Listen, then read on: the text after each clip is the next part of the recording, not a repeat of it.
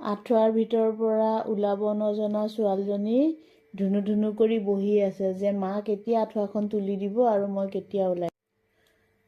আজি অলপ ঠাণ্ডা কমিছে, কিন্তু বিচনাৰ পৰা উঠিবলৈ মনেই যোৱা নাই। ইমান এলাহ লাগিছে কিয় নাজানো বাৰু যিয়ে নহওক সকলোকে গুড মৰ্ণিং জনাইছোঁ। এতিয়া আমাৰ ধুনুমাইখিতে বহি আছে, তাইকো উলিয়াওঁ আৰু মুখখন ধুয়ে একদম চিধা চিধিকে একো কাম নকৰি চাহকাপ বহাই দিছোঁ।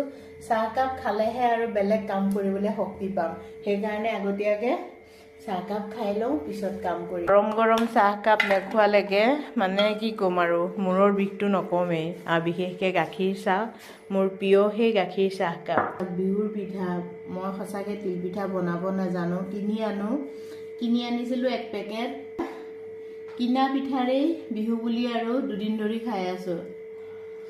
গা পা ধুই মেলি আহিছোঁ, আহি এয়া ভাত বহাই দিছোঁ। আজি বুবুকো ৰাতিপুৱা একো খুওৱা নাই, ভাতেই খুৱাম বুলি ভাবিছোঁ।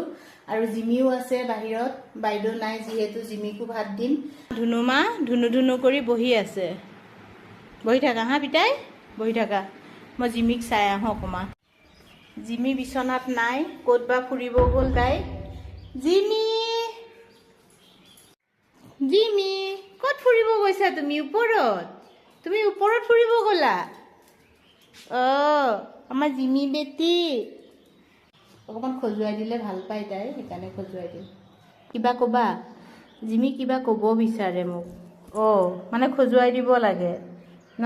আজিকালি জিমি আকৌ এইটো নতুন নতুন ষ্টাইল হৈছে যে মই খজুৱাই দিব লাগে। এই কোচত লৈ বহুৱাই দিলেহে বহে। বাৰু যিয়ে নহওক, তুমি এতিয়া বহি থাকা, পিছত ভাত খাব দিম দে পিতাই।